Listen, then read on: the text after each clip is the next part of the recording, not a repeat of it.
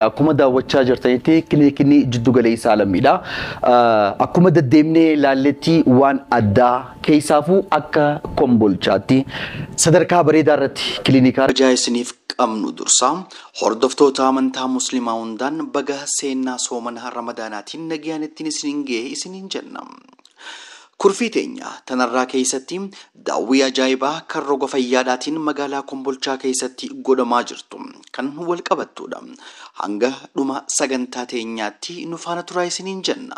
Fayyaan faaya, fayyaan faaya, fayyaan faaya. Fayyaan faaya, fayyaan faaya, fayyaan faaya.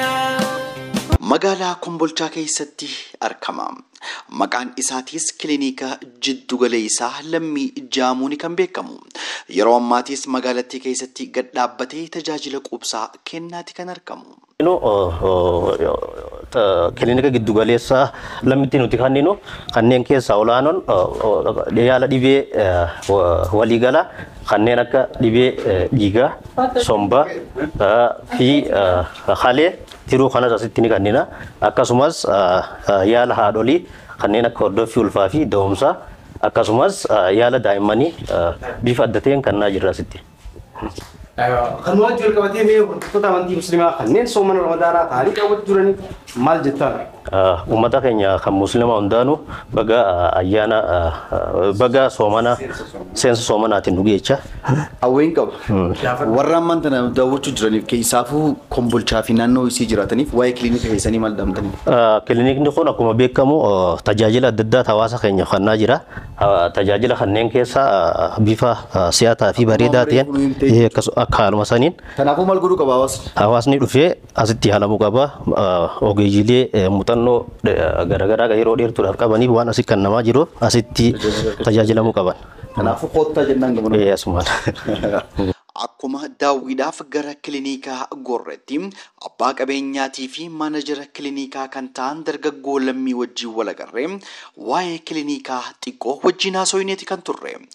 Baga seensa soomana ramadaanaatiin isin ga'e Ramadaan Mubaarak isiniin jechaa ani maqaan koo Lammii kan jedhamu kilinika jiddu galeessaa Lammii asitti hundeessinee akka maanajaraattis akka abbaa qabeenyaattis ta'ee tajaajila hawaasaaf bifa ammayyaawaatiin qindeessinee isinii dhiyeessinee koottaatii tajaajila kana fudhadhaa isiniin jechaa baga soomana ramadaanaatiin isin ga'e jechaa wallaansii isin barbaadan duuda keenya gubbaadha.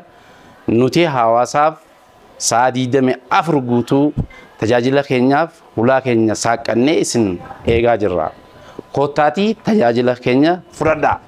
Fayyaan faaya, fayyaan faaya, fayyaan faaya. Fayyaan faaya, fayyaan faaya, fayyaan faaya. Kabajamtoota hordoftoota keenya akkuma daawwachaa jirtanitti kilinikni jiddu galeessaa lammiidha. Akkuma deddeemnee ilaalletti waan addaa keessaafuu akka Kombolchaatti sadarkaa bareedaa irratti kilinika argamudha. Kilinikni kun wanni adda isa godhu tokko yoo jiraatu taate namoonni harka qalleeyyiinis bifa keessatti ittiin gargaaramanidha kan argaa jirru.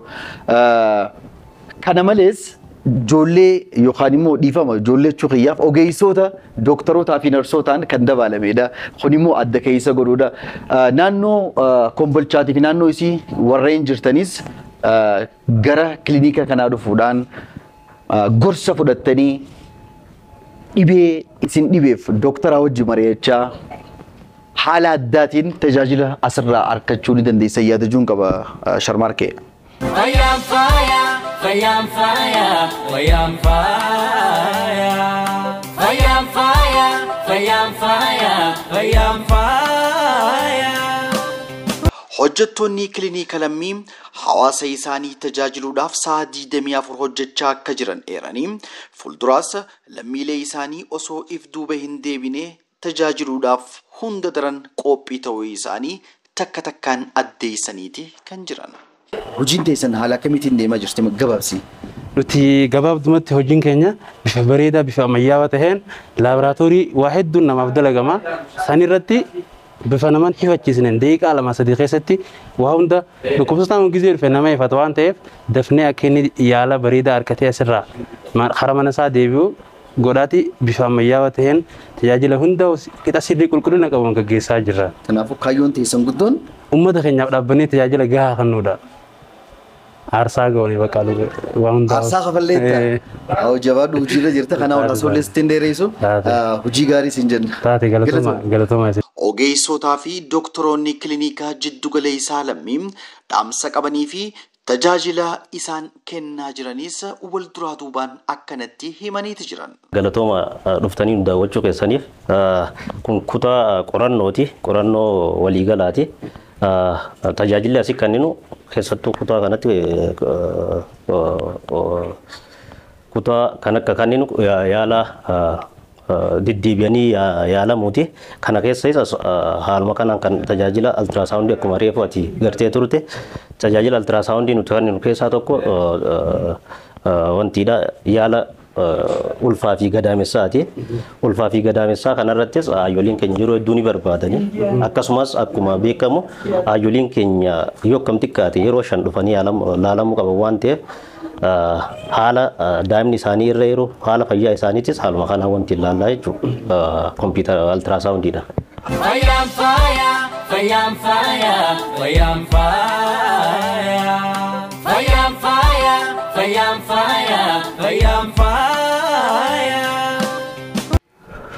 Kan daawwachaa jirtan sagantaa soomanaati. Seensa soomanaa jechuudha. Kan argamnu immoo kiliinika jiddugalaa lammiidhaati. Kiliiniin kun akkuma reefu Iskandar beeksisetti kiliinika yeroo ammaan tana tajaajila addaa kennaadha magaalaa Kombolchaa keessatti akkasumas namoota naannoo isaa ni jiraniif tajaajila addaa kan kennaa jiru jechuudha.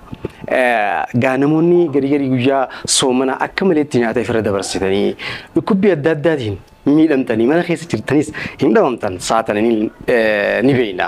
Kanaafuu wal'aansa kanaaf yookaan immoo dhibee teessan kanaaf kiliinikni jiddugala lammiidha furmaata isiniif ni kennaa jechuudha. Dhumarrattis jalqabbii kiliinikni jiddugala lammii Kombolcha keessatti godhaa jiru jajjabeeffamuu akka qabuu fi ragoo mootummaatiinis deeggarsi olaanaan kan isaan feesu ta'uu ibsa. Kiliinikni lammiitis jabaadhaa jajjabaadhaa jechaanii sagantaa keenya kan goolabnu ta'a. Ramadaan Kariim. Ramadaan Kariim. Fayyaan faaya, fayyaan faaya, fayyaan faaya. Fayyaan faaya, fayyaan faaya, fayyaan faaya. Wood subscribe qofa godhuudhaan nu gargaara.